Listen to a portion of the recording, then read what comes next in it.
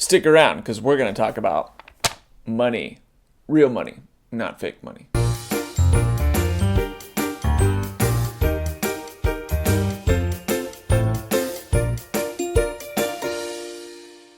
When lawyers like myself evaluate a situation and we tell somebody that they have a wrongful termination case, one of the very first things that we're typically asked is, well, what's my case worth? That's a fair question. So today I'm going to cover the 5 main components that go into valuing a wrongful termination case. Now, I'm an employment lawyer in the state of California, but this video is not just for people in California. It's intended for people in all 50 states.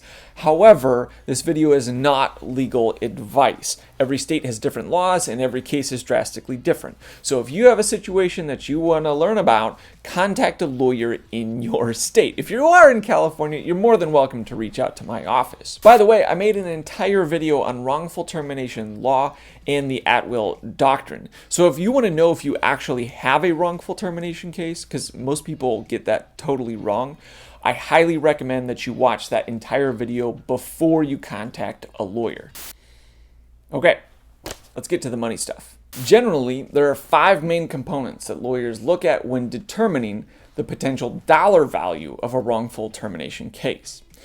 Lost wages, pain and suffering, attorney fees, if applicable, punitive damages, and the very, very important intangible stuff.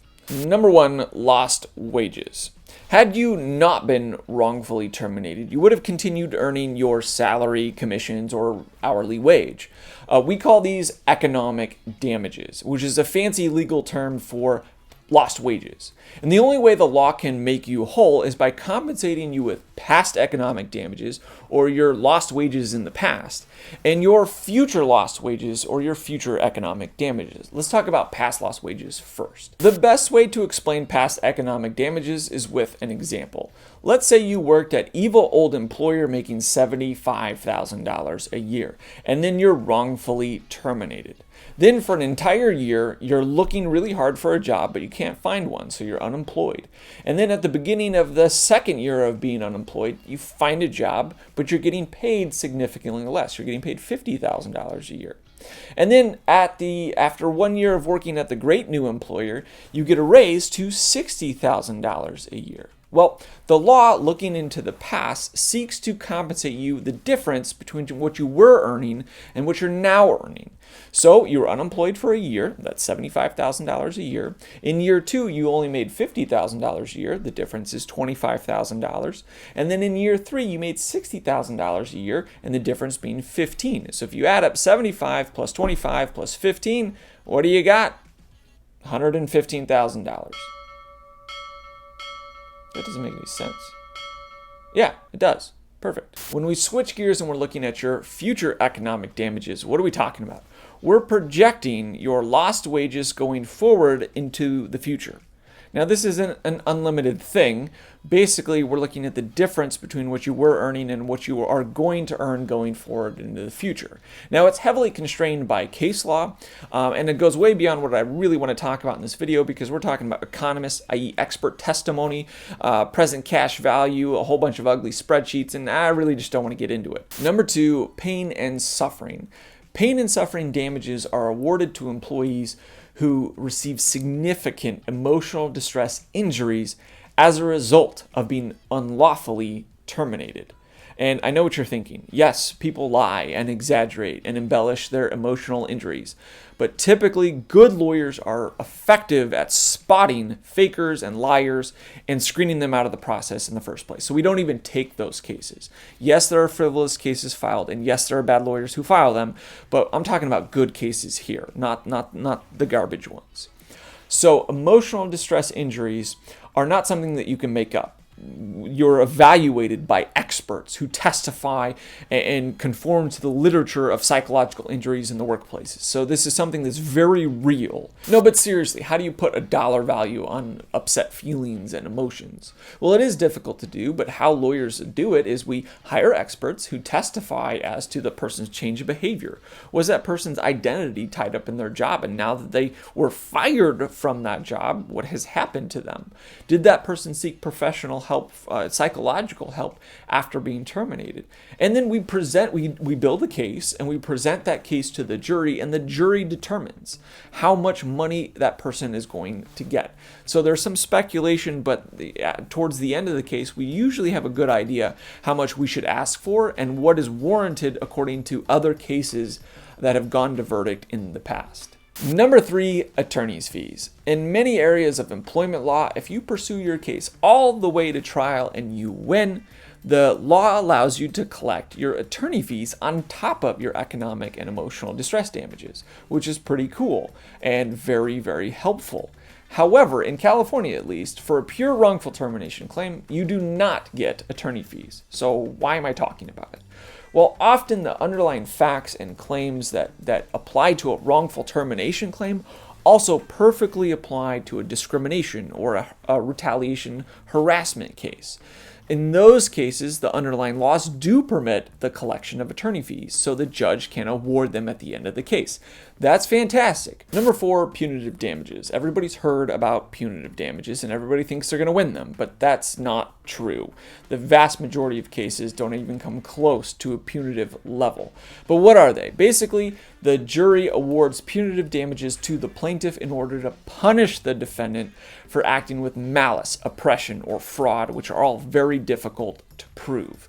But they're impossible to predict anyway, because juries are unpredictable, number 1. Number 2, the punitive damage award must be tied to the financial size of the company, and usually you're suing a private company, not a public one, and you don't know the finances of that company until you actually get the financial statements of the company, which doesn't happen until after you've already won part of your verdict. And 3rd, it's impossible to predict because those punitive damage awards are tied to the underlying compensatory award. What do I mean by that? The best way to explain is with an example. Let's say you won $100,000 in emotional distress and economic damages. Well, the jury would be constrained to only award you 9 times that. So $900,000 in punitive damage award. So a total verdict of $1 million. They could not award, and if they did, it would be reversed, $10 million, because the Supreme Court has set an upper limit as to 9 times the underlying compensatory award. Before we get to the final point, if you're finding this video to be helpful, please give the video a thumbs up below. If you want to get more information like this from me in the future, subscribe to my YouTube channel. If you know somebody who might benefit from this information, share the video with them. And finally, if you have a question or if you disagree with something that I said, put a comment in the comment section below. I do respond to comments. However, if you do have a legal situation or an employment situation, don't put all your information below. Contact a lawyer in your area, because you need to actually talk to a lawyer if you actually have a legal situation. All right, let's get on to the last point. Number 5, intangibles. When lawyers are evaluating cases, we're always looking for points of leverage, and that's what we're going to talk about here. Chief among those are the facts of the case. Are the facts of the case objectively awful? When the attorney compares those facts to other cases that he or she has handled, what happened? When he or she compares those facts to other published jury verdicts with known dollar amounts, how does this stack up? Number 2, insurance. Is there an insurance policy at play in the case? What are the policy limits? Who's the insurance adjuster? What's the name of the insurance company? Those are all very important. Number 3, does the client tell the truth, or do they lie, or do they exaggerate, or does their story shift over time, or are they rock solid? That drastically affects the case. Obviously, the point here is tell the truth all the time, especially to your lawyer and under oath.